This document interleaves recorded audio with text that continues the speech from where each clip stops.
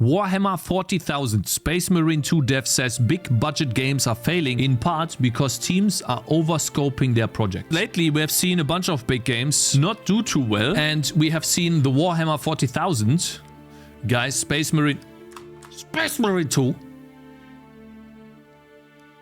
not again do very well. And for example, damn, 11,000 in game, 90,000. That's crazy, bro. It's only 80%, but still. 24,000 players, 11,000 in game. And on Steam, I think they have like almost, yeah, they almost have like 100,000 reviews. It's only 80%, but still. And so obviously, I as a developer wanna always take something away from this because I wanna make a good game too. Concord, Suicide Squad, Kill the Justice League, Star Wars Outlaws and Final Fantasy 16. The list of big budget video games failures is growing even longer each month, with AAA publishers struggling to make a dent in the dominance of older, more established players in this most brutal of markets. So what I've seen is happening is that most people, they see something in the game they don't like and they don't even try out the game. And the latest example of that is actually Dragon Age the Veilguard, which suffers from really bad dialogue. So it's mostly positive, 73%.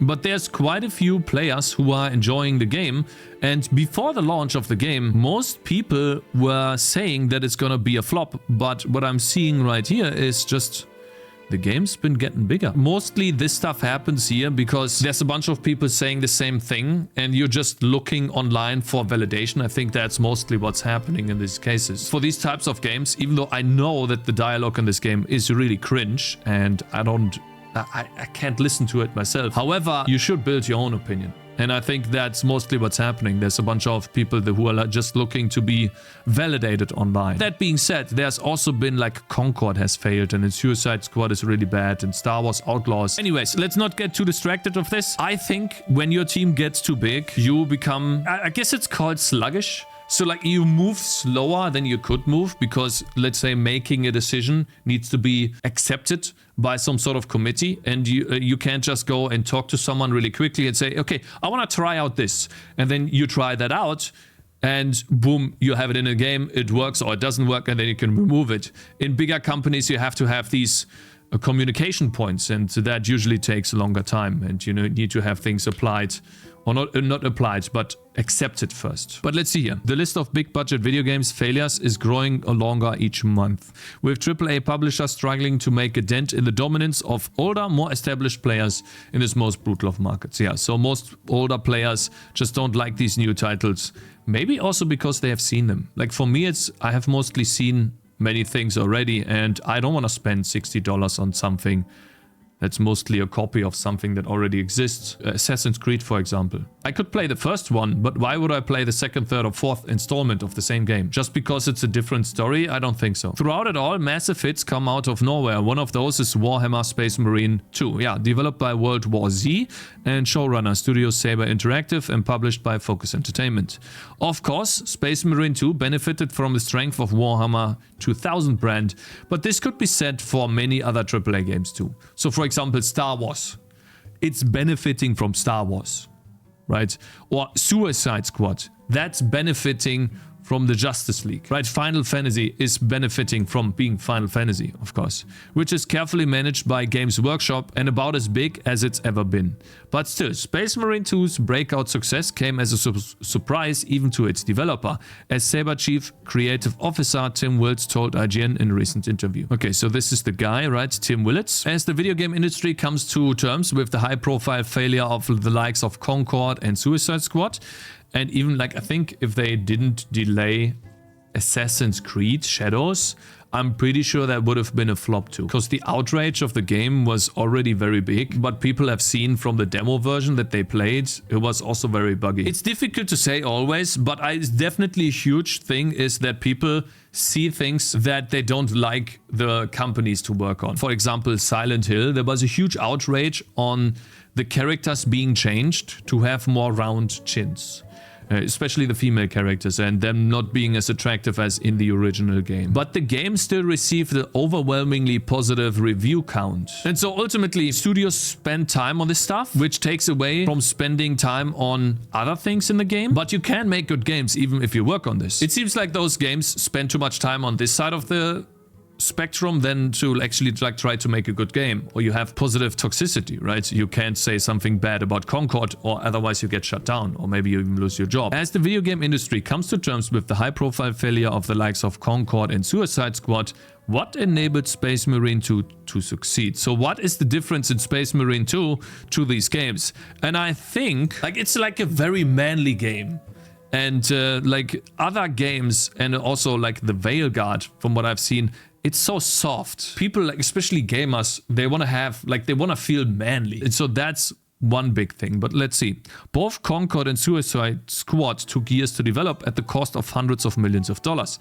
And they launched into genres some say gamers had long since moved on from. I don't know. You can say that, but then is it still working on? Is it still going on? Let's see here. Oh yeah, it's still going. Holy shit. So like this game right here, Deadlock. Yes, it's Steam's favorite. You can only get access to this through email. So like someone invited me, so I have access, and then I can invite someone else. To say that these genres, like for example for Concord, you can't be successful in this, I just don't agree. In some respects, Space Marine 2 is similar. It's Saber's biggest ever video game undertaking and took over 4 years to develop. Damn.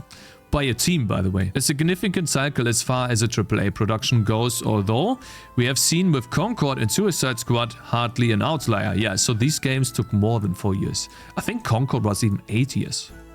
Like imagine spending 8 years on a game, man. Holy. I'm not gonna spend 8 years on my game, okay? Just saying. We're gonna be done soon. 1 or 2 years, okay? Indeed, we've seen huge hits from video games that had similar long developments. Yes, Helldivers 2. Then there was BattleBit. And, more recently, Animal Well was also a huge success. And that game took 7 years to make. It's an indie game, but still. The fastest selling PlayStation Studios game of all time. Wow, damn, PlayStation Studio game, man. Just took shy of 8 years to develop and at a significant expense. It's an oversimplification to say Concord and Suicide Squad long developments were the root cause of a failure. I don't think so, they were not. I don't think that has anything to do with this at all. If anything, the way I see it, the longer you work on a game, the better it should get. The more feedback you can gather by playtesting the game, the better you can improve. But it seems like for games like Concord, they didn't have that iteration. Or they did have iteration, but it wasn't like real feedback. Because you had to be scared to say something bad about the game. So then how can you be better over the course of 8 years? How can you become better? I don't even know what they did over the 8 years. Like, who playtested this? And even if you playtested this, what did you say? You're like, yeah, that looks good. And so you're like, that's your job. You're playing Concord. You can't say anything bad. You're playing the game and you're like, mwah, good stuff. Keep going. And you do that for 8 years. Like, imagine. Like, I don't even know how you could do this. All right. Although they clearly played a big part. I don't think so. I don't think the huge development time played a big part at all. Remind me, 8 years. Check the demo changes. 3 years. I've been working on my game for 3 years. Okay. Not 8. A lot of games are released with high budgets and they are not selling nearly as well as expected. This week, Epic Games boss Tim Sweeney said the games industry was going through what he called a generational change that had to lead to some games failing to sell as well as their publishers had hoped. Okay, one of the manifestations of that change we are seeing right now is that a lot of games are released with high budgets and they are not selling nearly as well as expected, Sweeney said. Whereas other games are going incredibly strong, what they're seeing is a real trend where players are gravitating towards the real big games where they can play with more of their friends. Wrong. What are you talking about? You could play Concord with your friends. Huh? And also, what is this guy saying? Huh?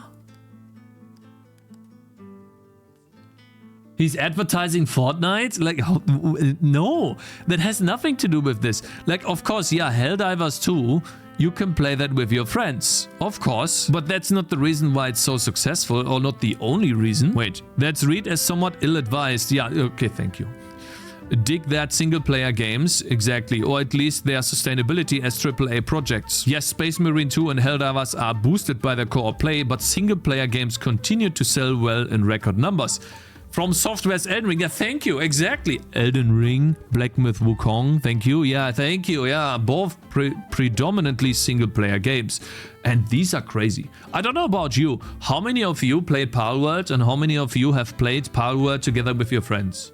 I think the majority of players played it alone. And they had like 2 million players. Have not played, sad, yes and yes. And Black Myth Wukong too. Like over 2 million players on Steam. That's crazy. And these are solo player games. Like at least Black Myth Wukong and Elden Ring as well. Best video games of 2024 so far. Let's see here. Ah, man, like Final Fantasy, right? I wish they would have made, but then they don't earn as much money, right?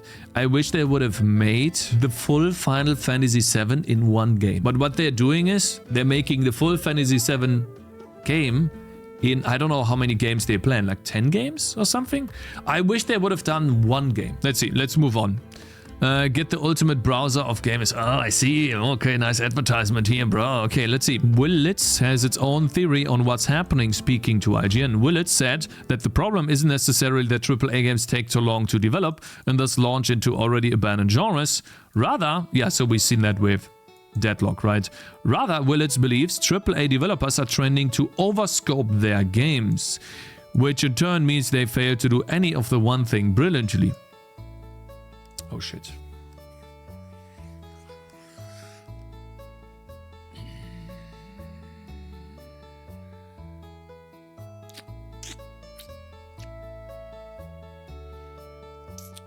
I mean,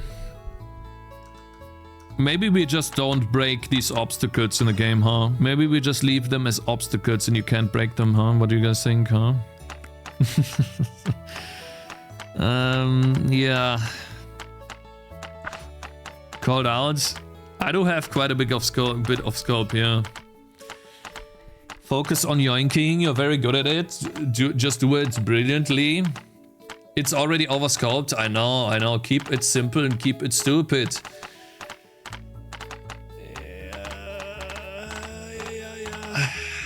God damn it. I mean, but I love my game, you know? Let's see, for Space Marine Toon. Okay, let's see. Willets Explained. Saber made sure to nail the core combat and keep a handle on the scope of the game. Okay, maybe I can still do that, so much so that some have praised it for their rekindling memories of the Xbox 360 era of action games. It is not necessarily the genre that has moved on, because great games will always do well. Listen, I might have overscoped, but I think I'm working on some great game here. You know, guys, so I think, yeah, I believe that too, by the way. Great games always sell well. Yeah. And so, like, some of these games, not good games. Willets insisted. One of the things that we try to do at Saber, and this is part of my job as a creative officer of all the teams, we have a core belief that what we need to do every second and what happens when you push these buttons, and that the core gameplay loop is so crucial. Okay, I totally did not understand the sentence, so we have to read it again. One of the things that we try to do at Saber, this is part of my job as a creative officer of all the teams. We have a core belief that what you do every second and what happens when you push these buttons, and that core gameplay loop is so crucial. So what he's trying to say here in English that I don't understand, what happens every second and what happens when you push buttons and the core gameplay loop. These are the three things. So what happens when you push buttons, what you do every second, and the core gameplay loop is crucial. So for example, in a tower defense game, the core gameplay loop is you go on missions, you place towers, you farm money, you place towers, you upgrade towers, you farm money, you place towers, you upgrade towers, you farm money, you place towers, you upgrade towers, and then when you're done with the mission, you spend stuff that you earned and you go on new missions. That's the core gameplay loop. And you try to make this as fun as possible. Standard things, but with too many words. Yeah, standard things. So we focus on the moment-to-moment interaction in the gameplay and the feeling you have. And then we adhere to our core pillars, like be the ultimate space marine, melee ranged swarms, that's it. And a lot of teams throughout development will overscope games. They look at some other game that just came out and say, oh, we gotta do that. Let's add this. We've got to do this.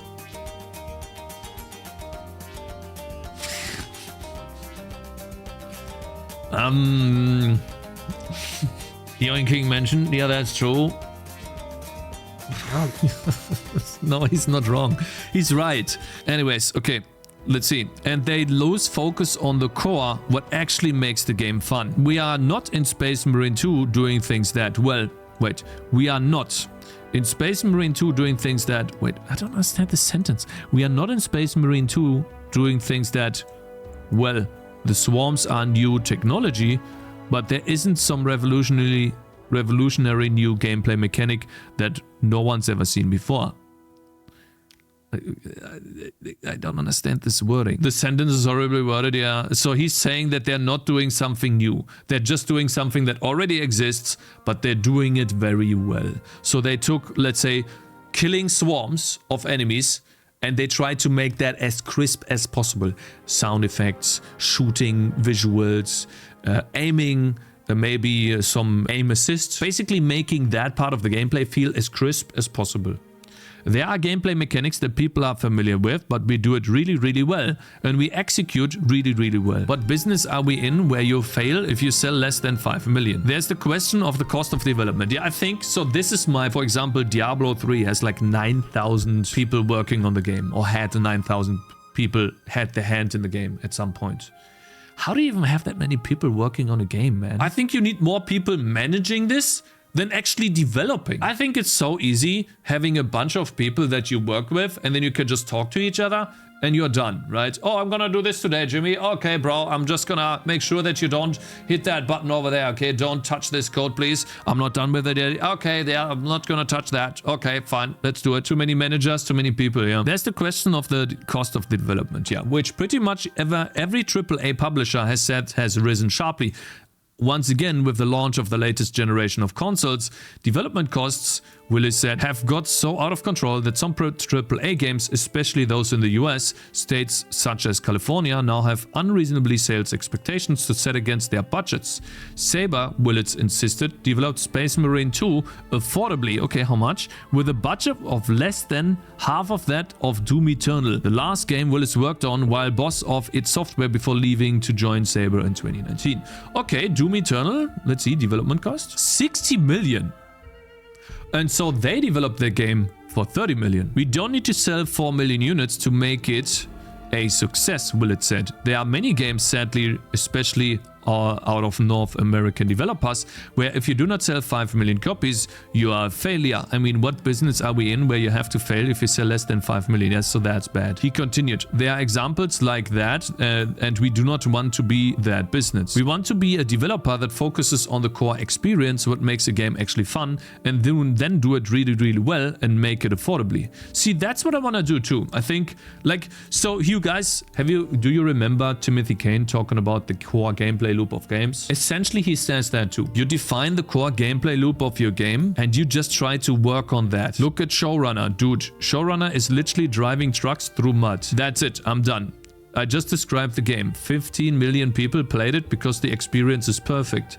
Look at World War Z. Like, come on. We are not going to get an Academy Award for that game, but 25 million people have played it because it's just this perfectness.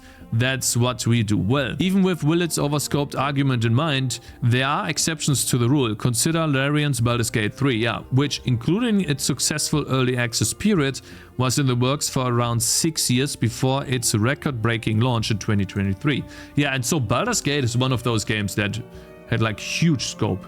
You could do basically anything in the game, and especially the dialogue was really well. Predominantly single player and with Rockstar level nonsense of scope, as one developer put it. What to make of all of this? Perhaps all we can say is that video game development is super hard and not exact science. If it were, every game would be successful. I think the best bet that you could do is just copy an already existing game if you don't know what you're doing. You copy an existing genre and you do exactly what they do. So for example, I think a very successful genre is the Vampire Survivors clone genre, and you can make really fast games in it and they will sell. Honestly, I think it's unrealistic expectation from both the market and the company. That's why some games fail. I think it's just they try to make the same thing but bigger. So for example, let's take the first Assassin's Creed. They tried to make Assassin's Creed again but bigger. And since it's bigger, you need more people. And then, okay, cool. We made Assassin's Creed game again, and it sold more because we made it bigger. Cool. Now we're gonna make Assassin's Creed again, but we're gonna make it even bigger. So we need more people. And so they spend more money because it's bigger. You need more people. It takes longer. And we're gonna ship it out again. Boom. Cool, we made more money. And so they keep doing that. That's what I think is the problem. Because like it worked for the first 2 times or 3 times. And then all of a sudden it stopped working. And they're like, man, what do we do now? Like we tried to make it bigger, but it didn't work. And I think that's where you have to cut down. That's when you have like a Twitter situation with Elon Musk. People still buy it. Yeah, but is it like commercially viable to do it? Can you still make money off the game? That's the big question. Because if you can't, well, what do you do? How are you going to earn money? How are you going to pay your developers? Yeah, what to make of all of this? Perhaps all we can say is that video game development is super hard and not an exact science. If it were, every video game would be successful. Willets had previously told IGN that the success of Space Marine 2 changes everything for Saber and would even positively affect future projects. Yeah, but please just don't make it bigger. While neither Saber nor Focus have announced a sales figure for Space Marine 2, Focus has confirmed over 2 million played at launch. In fact, Space Marine 2 is the most played Warhammer video game of any type ever released on Steam. Willets won't go into hard numbers for Space Marine 2's success, either in revenue or profit terms, but he has gone on the records to say Space Marine 2 is the fastest selling game he's ever worked on, and that includes all the Doom, Quake, Wolfenstein and Rage games id Software released over the 24 years he was at the studio. Damn, crazy, bro. Alright, cool. Can't fault his argument. So many developers and their games as a result embody the saying, jack of all trades, master of none. I think huge portion also goes into graphics. Not touched on at all, but they spend so much time and effort into graphics. And then you have a game like Lethal Company that like comparatively doesn't look that great, but still does very well. Yeah, look at this, like holy. That's crazy. Ultimately, it's a great reminder. Like it's something that we already knew. Work on the core gameplay loop of the game and make that better. But it's oftentimes not something tangible that you can like grab. It's not like, okay, work on attacking. Work on equipping items or work on finding items. I think the biggest problem for me as a game developer is when someone tells me work on the core gameplay loop and I have a tower defense game. What does that mean? To know what you need to work on, you need playtesting. I think that's the biggest part, yeah. That's what I'm missing, so I need to get out my demo. The core gameplay loop for a TD game is the tower upgrades. Barney on YouTube, I think you bring up a great point, which is something that I would need to read every day. Because, like, it sounds so simple, right? Core gameplay loop for a TD game is the tower upgrades.